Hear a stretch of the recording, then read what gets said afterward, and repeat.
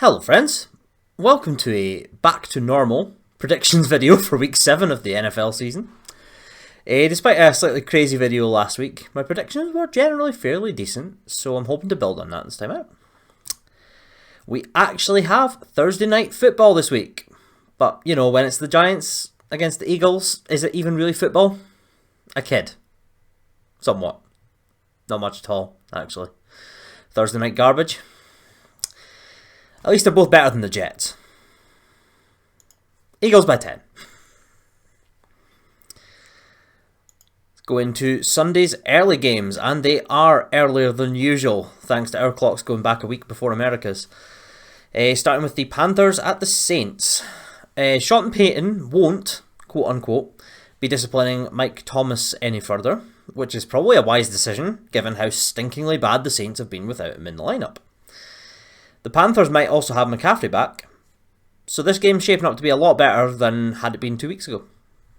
I'm going to go Saints by 8. Let's move into the Bills at the 2008 Lions. Aside from the fact that the 2008 Lions at least had one good player with Megatron.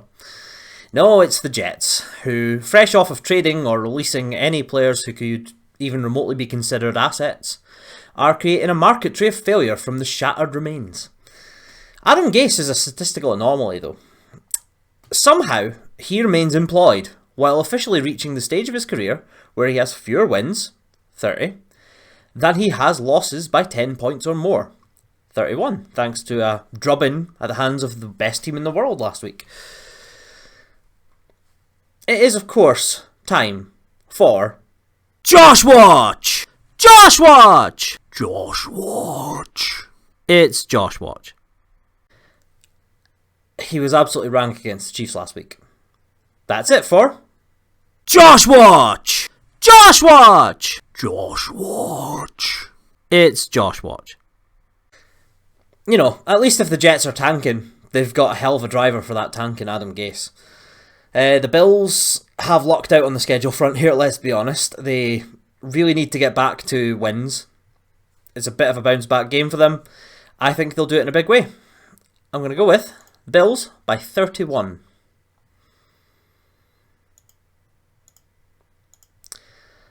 Let's get the Browns at the Bengals next. A divisional match for the ages. I have to feel for the Bengals a little bit actually last week. They choked to death at the hands of the Colts after going up 21 points to 0. I can't see them running up a second successive 21-point lead to choke away this time. And the Browns really will probably be angry against the Bengals after last week's horrific showing against the Steelers. So I'm going to go Browns by 14. Go into the listless Cowboys at the even more listless Washington football team. Dan Snyder has suggested he's considering keeping the Washington football team name for longer than had been first anticipated. And isn't that just a microcosm of how bereft of enjoyability the team actually are? The Cowboys had gotten off to a bad start to life with the Red Rifle at the helm. But that was more down to Zeke forgetting how to hold a football more than anything else. They're also lucking out on the schedule here a little bit because they really need to get back into the win column. I think they will. Cowboys by 11. Let's get into the Packers, travelling to Houston to get their mojo back against the Texans. 38 unanswered points for the Bucs last week against the Packers, and that's just unreal. Aaron Rodgers went to hell in a handbasket. The Texans had a much better time actually. They had a very close loss to the Tennessee Derrick Henrys. It's probably a stretch to suggest they'll run it as close as that this week with the Packers, and as such, I've got the Packers by 10.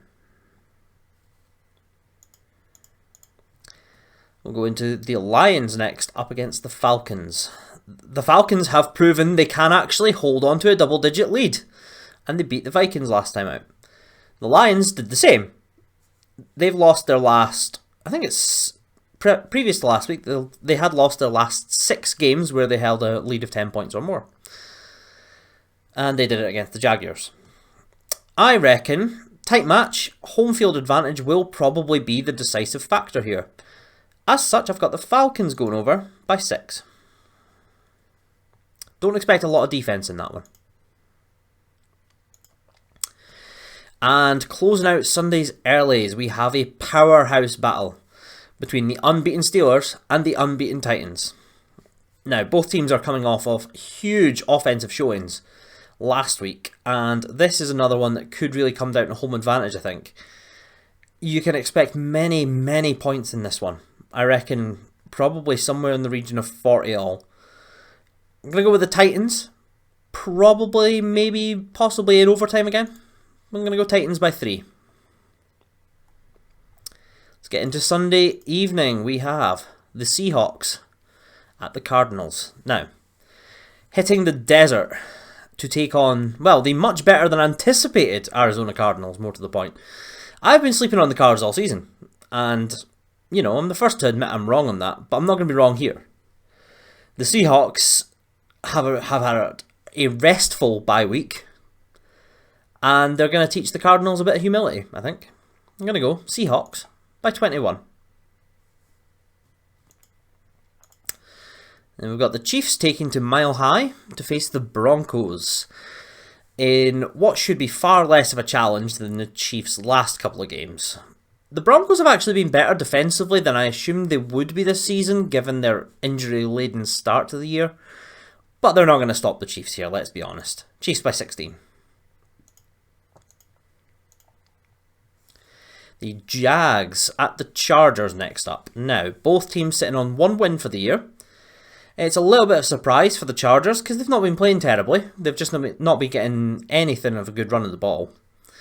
You can probably expect that to change against the Jags, who, after a surprise start to the season where they actually won a game, they've not looked like they're going to be challenging for anything other than the number 1 pick in the draft. As such, let's keep that going. Chargers by 9. Move on to the 49ers, making the short trip to the northeast to face the Patriots. Both teams have looked wholly insipid at times this season, and I don't know where this really changes for either side, unfortunately. This could be a very run-heavy game from both teams, and I'd probably give the Niners the edge if that does prove to be the case. Niners by 4.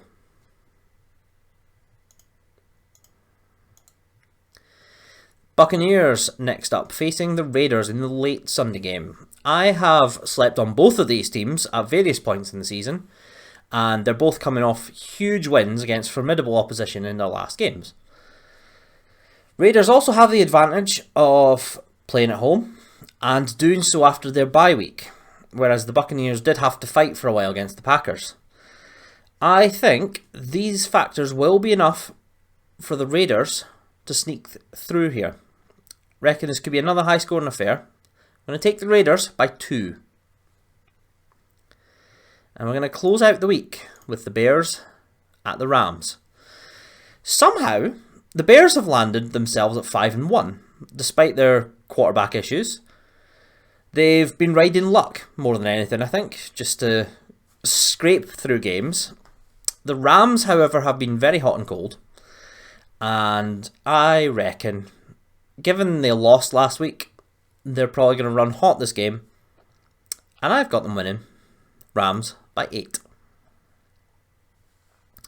That is going to do it for me this week. I will see you guys in the next one, where I will be singing the praises of Tua Tagovailoa and predicting the Dolphins to win by 155 points. Maybe not, but we'll see. I'm so excited for Tua. You've no idea. You've just no idea how excited I am. Like I say, I'll see you guys in the next one. Bye for now.